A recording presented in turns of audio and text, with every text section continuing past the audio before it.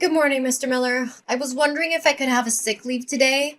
I apologize for the short notice, but I'm currently experiencing a high fever of 103 degrees Fahrenheit. I have tried to get out of bed, but I am too weak and dizzy. I seriously don't want to come to work and risk spreading my illness to others. I've already contacted my doctor and they've advised me to stay at home and rest. Hazel, I'm concerned that you're not taking the upcoming meeting with our key business partners seriously. This is a critical meeting, and your absence would be a major setback. Yes, I'm very well aware of that, Mr. Miller. But my body just simply refuses to do as I want. No, but you and Mr. Jones from our parent company, Evergreen Corp, will be discussing a new project that involves building a $1 million hospital for the elderly. This project will be a significant contribution to our company's reputation on the market, and I believe your presence is essential to its success. Therefore, I will not allow you to be absent from your work today. Mr. Miller, I understand that you are concerned about my upcoming meeting with Mr. Jones, but I am afraid that I am not physically able to attend. I am completely exhausted, and I cannot even lift my fingers. I'm worried that if I force myself to go to work, I will only make myself worse and I will not be able to contribute to the meeting effectively. On that account, I truly need a sick leave for today so I can rest and recover. Look, I don't care what your excuses are. You know very well that you're having an important meeting today, aren't you? I informed you about it 2 weeks in advance. So why don't you be a little less selfish and show up at work today for the sake of our company? If you want to ask for a day off, at least tell me 1 week earlier. You've been working for this company for at least 5 years, yet you still haven't got a good grasp of the company's rules and regulations? Mr. Miller, I know the company's rules like the back of my hand. But how can I predict when I'm about to be sick? That's impossible. So can you please somehow find another person to replace me for the meeting today? Caleb, maybe? Caleb? What are you talking about? He's enjoying a 1 week vacation with his family. Why would I want to disturb him? He has worked tirelessly and has made significant contributions to our company's success. He deserves to have some days off as a reward for his hard work. What? You agree to let him have 1 week off, but you don't even allow me to be absent for work for just 1 day? What kind of treatment is that? Is this the kind of attitude that you should adopt when talking to your boss? I apologize for my earlier outburst, Mr. Miller. I didn't mean it. I just feel like I'm being treated a little unfairly compared to Caleb as we both work as project coordinators, that's all. Honestly, I've been devoting my time and effort to the company just as much as Caleb has. I think it's not too much to ask for a day off from work once in a while.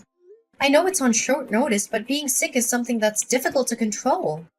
Oh, you think that's unfair? Well, welcome to the real world where nothing is fair. You have a responsibility to your job, and you can't just simply shirk that responsibility by suddenly saying that you're sick. You know, if you feel like you're not up for the task, you could always just quit. No one is forcing you to stay. It's funny how you didn't complain about your salary when you were coasting along, but now that you're actually expected to do some work, you're suddenly complaining? Mr. Miller, you're misunderstanding my point. I love this job and it also provides me with good wages. I'm not trying to complain or say that I'm not up to the job's expectations. I'm just simply asking for a day off because I'm literally not good enough to work today. Fine, you want a sick leave for today? You can have it. But remember to submit your request for sick leave tomorrow when you come to the office along with your resignation letter. If you don't, I'll compose a termination letter and send it to you personally. Mr. Miller, are you threatening to give me the sack just because I'm requesting a day off? I'm curious as to why you're treating me in this manner. I'm certain you're aware that your actions are in violation of employment law. Well, I'm not threatening anyone. As your employer, I can say that you don't have any respect for your superior and you don't fulfill the requirements of this job. If we fail to enter into a contract with Evergreen Corp today because of your recklessness, it would make more than enough reason for you to be dismissed. The choice is all yours. I'm not forcing you to do anything. Please, Mr. Miller, there must be another way to carry out the meeting without me having to show up. Can you please take the call, Mr. Miller?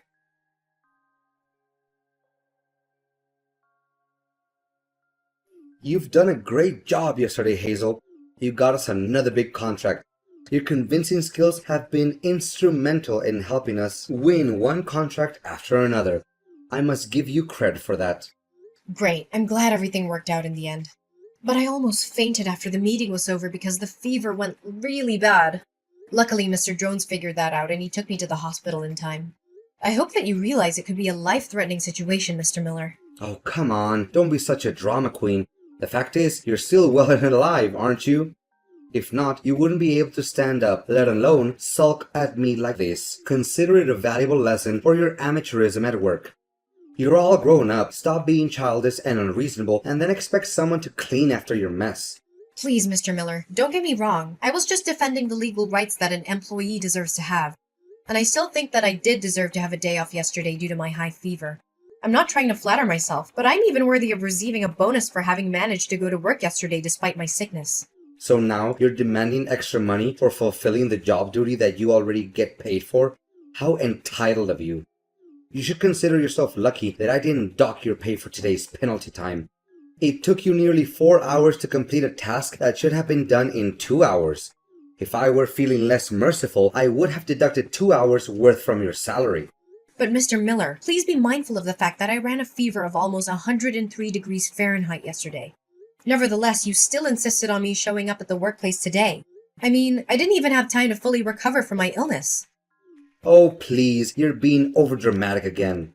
Yesterday, you were rushed to the hospital right after the meeting, which means that you had practically the entire daytime yesterday to regain your strength from your meager episode of the vapors. What more do you want, actually? I'm sorry, Mr. Miller, but I don't even have to be a doctor to tell that a 103-degree Fahrenheit fever is a high-grade fever. In fact, I was at my physical limit and I was about to collapse. I'm wondering if there's a way to improve the way I'm being treated, Mr. Miller, especially compared to the benefits that Caleb is receiving. Well, if you're feeling like you're being treated unfairly, I suppose you could always leave. We don't need people who are always complaining. On the other hand, if you would like to stay, I expect to see your face at work tomorrow. But, Mr. Miller... Another thing, I need you to also take on Caleb's workload while he is enjoying his vacation. He won't be able to get his work done on time, so it's important that we pick up the slack. However, please don't use this as an excuse to delay your own deadlines. We need to make sure that everything gets done on time. I beg your pardon, Mr. Miller, but there's no way I'm going to accept covering Caleb's responsibilities on his behalf, because I've learned my lesson from last time. I won't let myself be taken advantage of anymore. I'm going to stand up for myself and my boundaries. Hazel, what are you even talking about? Are you implying that I'm taking advantage of you? Me? You were fully cognizant, T, that your previous statement was a deliberate assault against my person, yet you persisted in making it. Is that the way an employee should be talking with their boss? I don't think so. I think an employee should be respectful and professional even when they disagree with their boss. I'm not saying that I'm not willing to help Caleb again, but I'm not sure if it's worth my time. The last time I helped him, I didn't gain anything from it. In fact, I think it actually hurt my own productivity. And to make matters worse, Caleb even got recognition, praise, and a bonus for what was supposed to be my effort and contribution. Oh, Hazel. I've always seen you as a lazy, complaining employee, but now I'm finding out that you're also incredibly selfish. Well, that's just great. Honestly, why don't you just set aside your selfishness for once and do what I say for the good of the company? Huh? Mr. Miller, it's simply not true what you just said. It's not like you're doing anything productive anyway. You're just sitting around complaining about how hard you have it. Well, guess what? Life is hard. And if you want to get ahead, you need to be willing to put in the work. So stop being so selfish and start thinking about the company. If you don't, you're going to find yourself out on your ear. Mr. Miller, I seriously don't have any clue what you're talking about. I don't claim myself the most hardworking employee in the company, but I'm proud of my achievements and the contributions I've made to the company's growth. That's why I think it's totally not true when you say that I'm just sitting around and not doing anything productive. Look, I'm not going to waste my time arguing back and forth with you. If you're feeling dissatisfied, please pack your things and leave the office by tomorrow. I'd be more than glad not to see you around anymore. To be honest, you're just a blip on the radar and your contributions are negligible. Do you really think that the company will be unable to function without you? But Mr. Miller, please have sympathy for my family's circumstances. I'm a single mother of 2 children. I truly need this job to support my family. I have been with the company for half a decade, and I have worked hard to build my career here. If I quit this job, I'll have to start my career over from scratch, take a low-paying job, and I won't be able to provide for my family anymore. Does any of what you just said have anything to do with me? Don't delude yourself that you're the only person in the world who has a family to support and needs money to get by. Wake up and face reality. Everyone else is dealing with the same issues as you're having right now, so your excuses mean nothing to me. Mr. Miller, I am simply asking for fairness. I'm not asking for special treatment, but I am asking for the same treatment that everyone else receives. I believe that this is a fair request, and I hope that you'll consider it. Fine, whatever you say. I sometimes find myself wondering who is the superior here, you or me?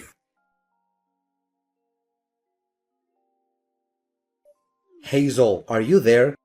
There's something I need to talk to you about. It's urgent. Yes? What is it, Mr. Miller? I'm happy to help you in any way possible. By the way, Mr. Miller, I wanted to take a moment to thank you for taking my words into consideration and giving me more respect for my rights recently. I appreciate your willingness to listen to my concerns and to make changes that have made my work life more enjoyable. Listen, Hazel, I know it's Sunday and you're not supposed to work today. Nevertheless, I have a small request and I expect you to say yes to it. Okay, Mr. Miller, tell me. My mom is not feeling well and I need your help. I'm going on a relaxing trip to Switzerland with my family today, but I can't leave my mom alone at the hospital. Could you please rush to the hospital and help me watch over her? We've planned and paid everything for this trip, so we can't just cancel it. Well, I suppose, but why don't you just hire a caretaker? Come on, it's not like my mom is going to stay at the hospital forever.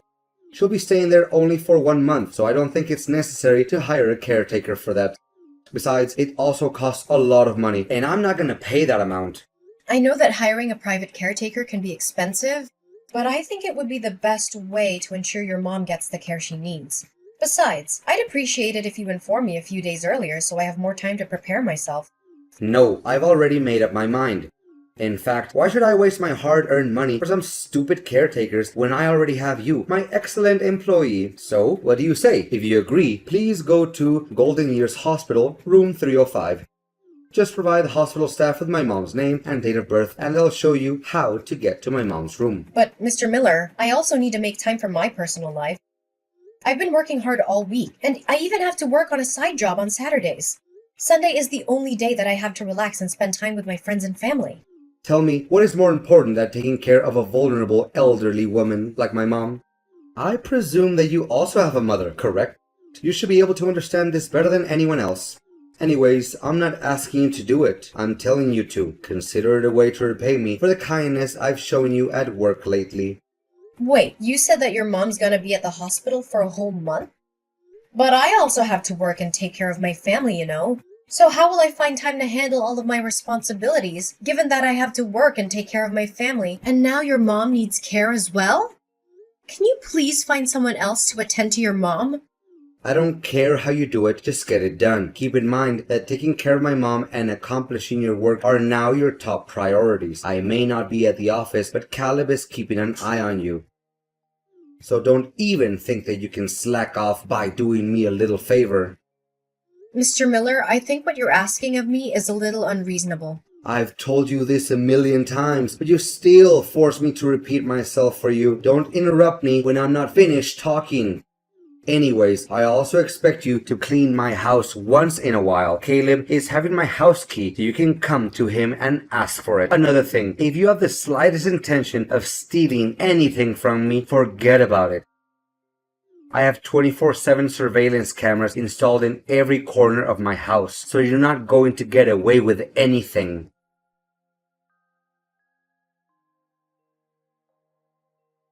Hazel, you did a really good job at taking care of both my mom and my house while I was gone. My mom was so impressed with your care that she even mistook you for a professional caregiver. Can you believe it? Happy to hear you're pleased with what I did. It's the result of me running back and forth between the hospital and your house every day after work to take care of both your mom and your household chores. Honestly, I didn't have enough time to sleep. I can see that my house has been carefully swept and cleaned as well. The floors and countertops are spotless and the furniture looks polished. Well done. I might even consider hiring you as my family's housekeeper, but only if you're willing to work for free. Just kidding, or am I? Nice joke. Oh, I forgot to ask, how's work? Is everything good? Did you fulfill all of the tasks that I assigned you before I went on my vacation? I figured you did because I didn't receive any text from Caleb. You bet I did.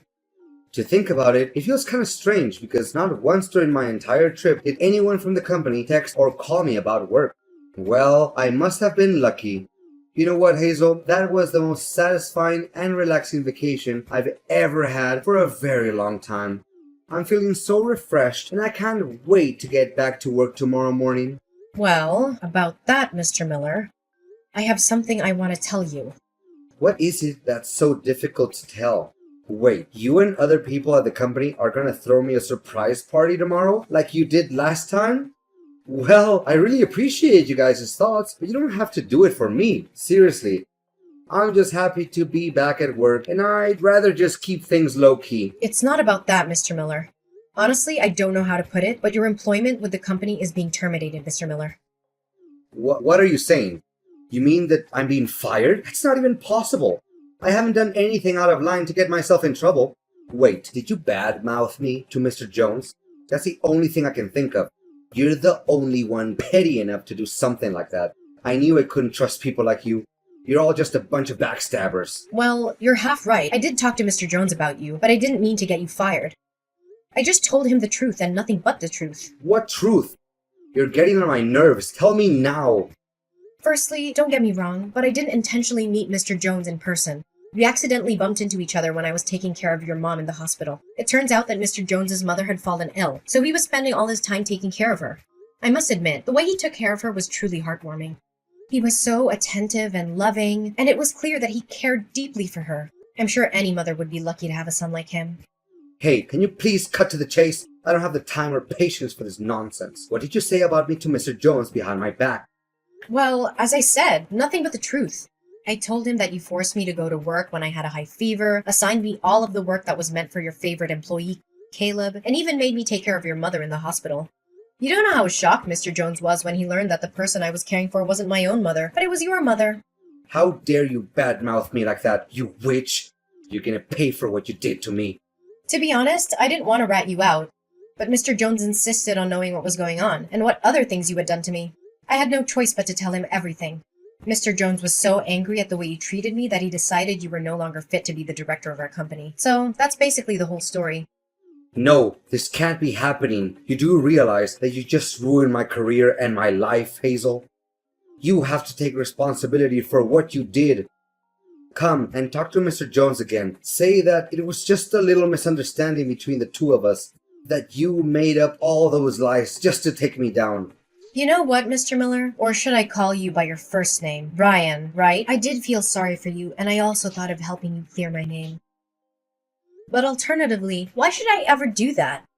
I was simply stating the facts, so I have no reason to feel guilty. You, on the other hand, took advantage of my kindness and made me do all kinds of irrelevant tasks for you without even so much as a thank you.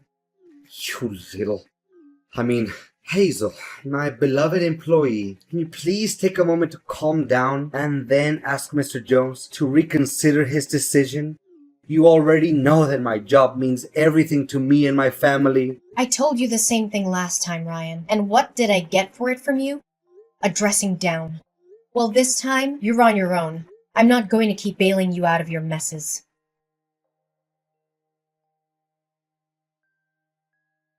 Eventually, Mr. Miller, my toxic boss, was fired. I felt a twinge of sympathy for him, but I was also relieved to be free from his reign of terror.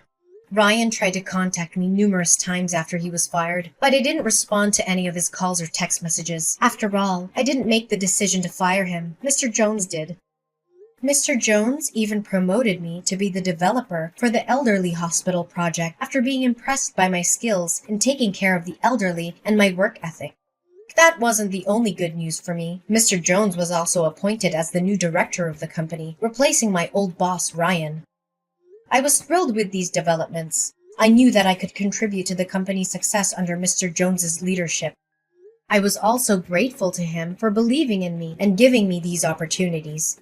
The world of employment can be a scary place, and dealing with a toxic boss is definitely something I would rather forget. However, it has also taught me valuable lessons, such as knowing my worth, speaking up for myself, fighting for my legal rights, and seeking help from others.